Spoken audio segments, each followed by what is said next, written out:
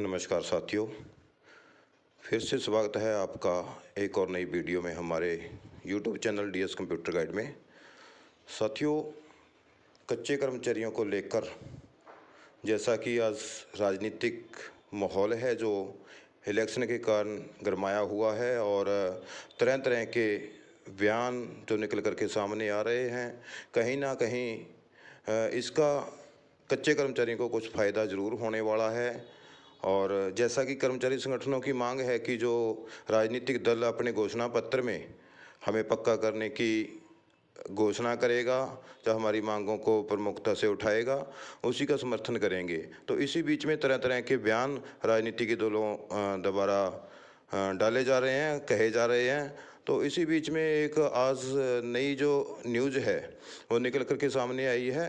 कच्चे कर्मचारियों के लिए आज की कई ताज़ा अपडेट हैं जो आपको हम उसकी तरफ लेके चलेंगे। उससे पहले वीडियो शुरू करने से पहले आपसे निवेदन है कि हमारे चैनल को सब्सक्राइब कर दें और बेल आइकन को ज़रूर दबा दें साथियों, ताकि जो भी हम कच्चे कर्मचारियों की या फिर अन्य कर्मचारियों की खबरें और नई अपडेट्स लेके आते हैं नोटिफिकेशन के माध्यम से आप तक पहुंच पाएँ। इसीलिए चैनल को सब्सक्राइब करना बहुत ज़रूरी है। जो साथी चैनल पर पहली बार आए हैं, नए हैं, वो इस चैनल को सब्सक्राइब करके आगे भी फॉरवर्ड करें और साथियों तक पहुंचाएं ताकि उनको भी जानकारी प्राप्त हो सके साथियों।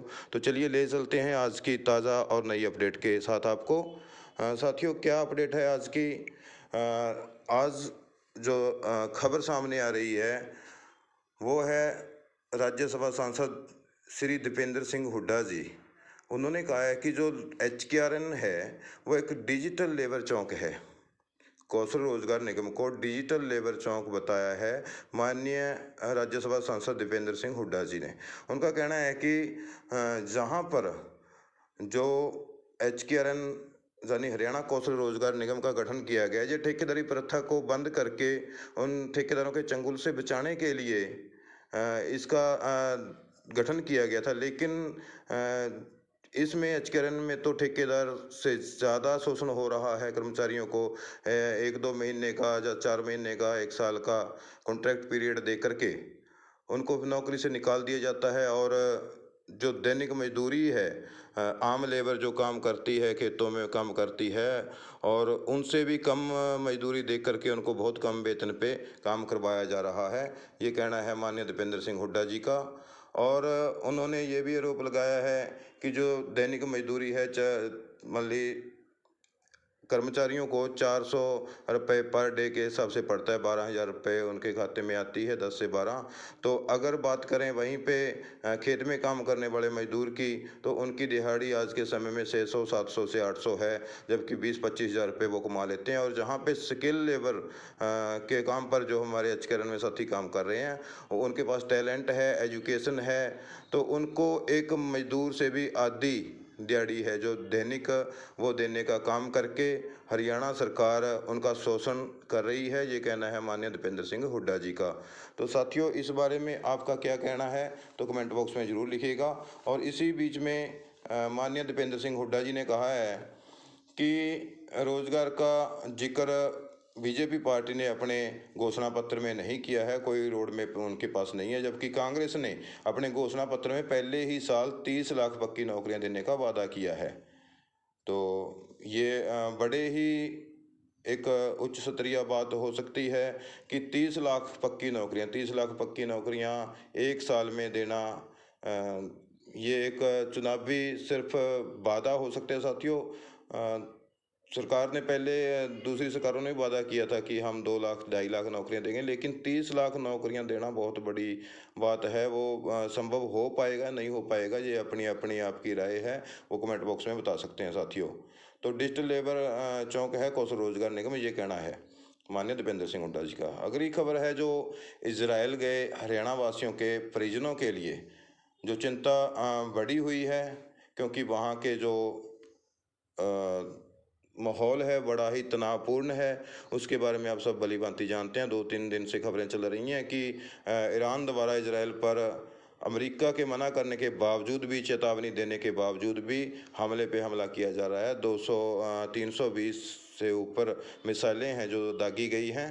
और इससे जो हमारे हरियाणा से कर्मचारी साथी HKRN के थ्रू वहाँ पे गए हुए हैं, तो उनके परिजन बहुत चिंतित हैं। उनके सेहत को लेकर, उनके स्वास्थ्य यानी उनकी जान माल को लेकर के बहुत चिंतित हैं। तो उन्होंने अपने बच्चों से, युवा साथियों से जो वहाँ कर्म रोजगार के लिए गए हुए हैं, उनसे बातचीत की। तो उन बच्चों ने, युवाओं ने बताया है कि चिंता करने की कोई बात नहीं है, जहाँ पे ये हमला हो रहा है हम उस हमले से बहुत दूर हैं। लेकिन साथियों, ये नहीं पता कि वो दूर हैं, लेकिन कब कहाँ हमला हो सकता है ये कोई अभी कुछ कहा नहीं जा सकता साथियों। तो एक साथी आजाद सिंह जो है, उसने अपने परिजनों को बताया कि जहां ईरान ने दागी है मिसाइलें, वह जगह हमारे से काफ़ी दूर है। सचिन ने भी कहा है जहां मेरी ड्यूटी है वहां कोई डर नहीं। और इसके बावजूद भी बिक्की और फूल साथी हैं जो उनके हाथ में वीज़ा है और उड़ान का इंतज़ार कर रहे हैं साथियों। तो इतना खतरा होने के बावजूद भी हमारे जो बेरोज़गारी इतनी बढ़ी हुई है कि खतरा होने के बावजूद भी साथी वहाँ पर जाने के लिए बहुत बड़ी मात्रा में तैयार हैं और अपनी जान की ना परवाह करते हुए वहाँ जाने के लिए खुशी-खुशी राज़ी हो रहे हैं साथियों। तो ये एक गंभीर विषय है। अगर जहाँ हरियाणा में ही उनको रोज़गार दिया जाए, भारत में ही रोज़गार दिया जाए, तो वहाँ एक युद्ध वाले देश में जहाँ बहुत भयंकर युद्ध चला हुआ है और कहीं न कहीं तनावपूर्ण स्थिति बनी हुई है, बहुत ही तनाव बढ़ता जा रहा है और जान जाने की भी आशंका कहीं न कहीं हम मान सकते हैं। लेकिन जो युवा हैं अपने परिजन की चिंता को दूर करने के लिए बेशक वो बोल रहे हों कि हमें कोई खतरा नहीं है, हम दूर हैं। लेकिन साथियों, जिस देश में युद्ध चल रहा हो, मिसाइलें एक दिन में 300 से ज़्यादा मिसाइलें दागी जा रही हों, तो कहीं भी किसी भी जगह पर कुछ भी हो सकता है, क्योंकि वो किसी एक पार्टिकुलर जगह का निशाना नहीं होता।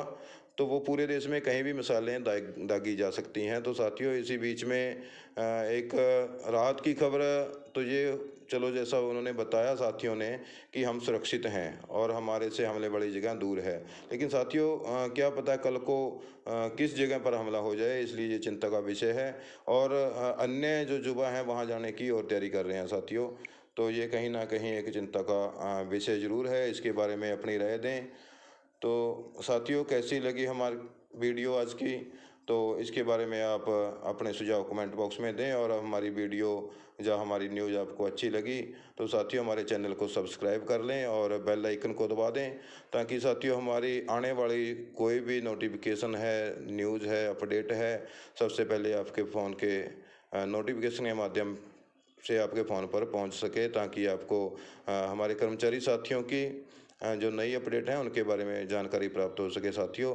तो मिलते हैं एक और नई वीडियो के साथ, नई अपडेट के साथ। तब तक के लिए आप खुश रहें, स्वस्थ रहें। जय हिंद, जय भारत।